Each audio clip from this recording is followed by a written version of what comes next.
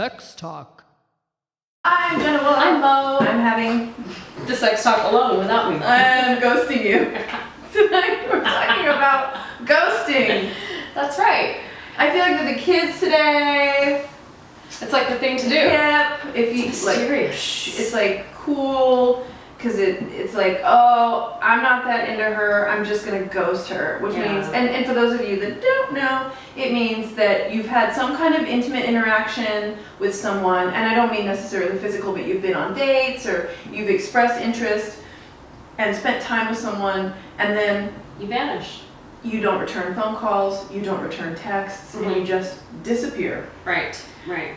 For whatever your reasoning is, you do not explain it to them, and you just take the fuck off. Yeah.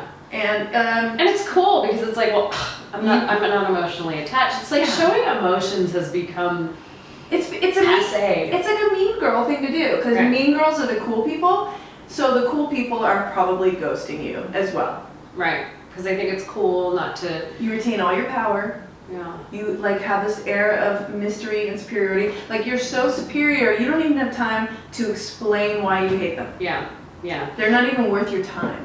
Yeah. So anyway, we don't like it. We're not into it here so much. Yeah, and then there's two other ones that are sort of passive aggressive. One is called icing, and the other one's called simmering. So icing is kind of like Not as hardcore as ghosting. right, You just don't have as much time for them.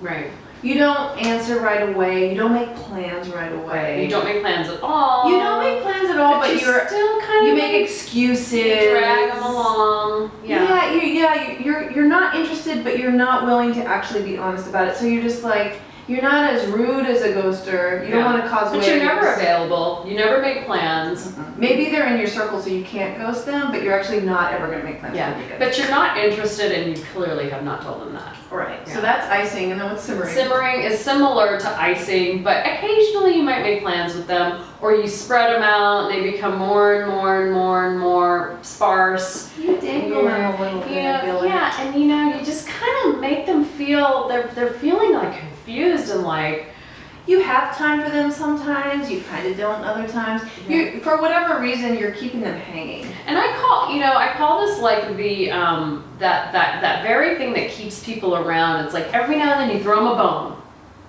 and so they're getting that positive reinforcement occasionally. And it's like, what happens to the rat that like presses the little lever and the little pellet comes out every so often?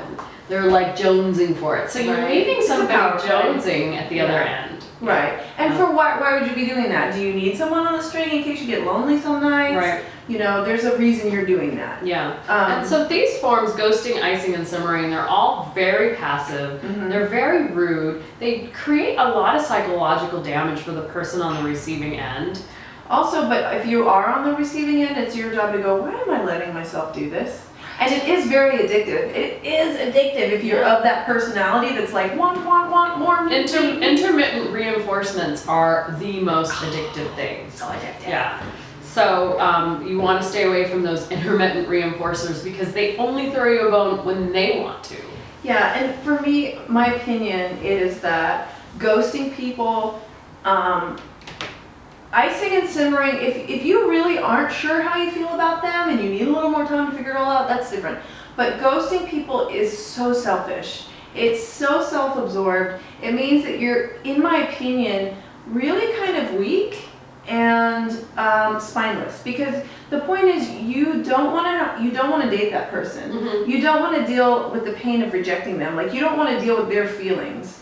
And so you have no space and time for their feelings, so you just take off. Really disrespectful. It's rude. It's rude. So, in my opinion, if you have an experience of ghosting people, I would look at like, well, what do I need to do to have a strong enough container to be able to reject someone and deal with their feelings? Yeah. Like, what's wrong? Like, where am I spilling out that I don't even have like the self-containingness to go, I'm gonna hurt your feelings right now, and I can handle your reaction. Or I'm not into you.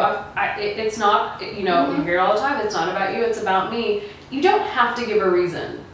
I'm not into you, and let's cut ties. Yeah. You go your way, I'll go mine. Whatever. Yeah. But have the balls to say I'm not interested and I won't be returning your calls. Dating someone, going out with someone, starting any kind of like flirtation with someone, there's no responsibility to continue it, but the act of starting it, in my opinion, there is a responsibility to consciously end it on some level in a kind way. Yeah. So don't start it with someone if you don't have the balls to finish it with And them. if you're assuming, oh, well, if they're smart enough, they're going to let go, and that's true. If they're smart enough, they're going to be like, all right, I guess they're not. But you can't always rely on that. And in the process, you're creating this really toxic insanity.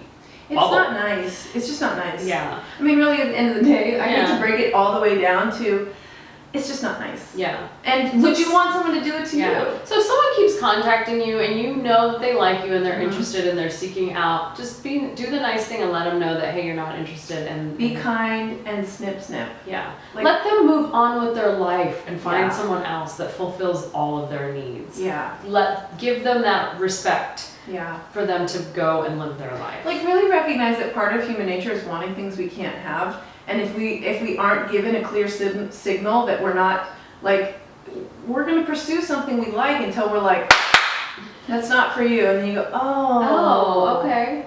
Yeah, it might Oh. be painful for a week or two or even 6 months or whatever until that person gets over they're it. going to get over it. But they Give them a little now credit. have now they have a direction to move in, and they can move and start their healing Yeah. process. So give them that respect and give them that open door to say, hey, here you go. Be kind. Be I kind. mean, just be kind. If you liked them enough to spend time with them in the first place, you like them enough to go out on dates or sleep with them or whatever, like them enough to cut them loose in a way, and they're going to stop bugging you. Yeah. And because the other thing is, if they're still pursuing you, if you're not feeding your ego off of it, it's really just a stressor. Yeah. It is a stressor knowing this person is like waiting out there for you, unless you're feeding like, oh, this person wants me, this person wants me. I think a lot of that's what the icing and the simmering is. The simmering especially is the ego. It's like you're holding on to them. They're like that person for the rainy day, or in the event that this one over here doesn't work out, you got this fallback. So I never have to be lonely because if I keep throwing this person a bone once in a while, yeah. then on that random night when I'm sad by myself in my apartment, I can call and text them. Yeah. And then I feel better. Yeah. Yeah. Or if Get a therapist and a dog. Get a dog. Get a dog. Dogs. Yeah. Yeah. So just be aware, if you're doing the icing or the simmering and especially the ghosting, that that's a lot about you and really not about the other person at all, and you're not thinking about anybody but yourself. Yeah. Stop dating. and the bottom line is you're not going to find what you're looking for if you string people along or if you aren't honest, because you're not putting out the right energy. You're not putting out the respect for yourself and the respect for others. So if you really truly want a good relationship for yourself, then be kind to the ones that you aren't going to want to be in a relationship. Yeah, and then you have more friends and more support, and you don't have to keep. And who people knows? simmering. They might end up being your wing person. They might They be like, could. you know what? They might have friends that are like, hey, we didn't work out, but I've got this friend that also thinks you're cute. Right, because I really respect the way you treated me in our short dating life, but I have this other friend who's like 50 times hotter than me, and I think you'll like her. And because you treated me so well, now you can have her number. So be kind, be kind, kind. be kind. Cut people loose in a kind and generous way. Yeah. Keep them in your life as friends if you're a lesbian, because that's what lesbians do. And then meet your one true love and have a couple bubble and live happily ever after. That's it. That was it. The sex talk. Ding, ding, ding.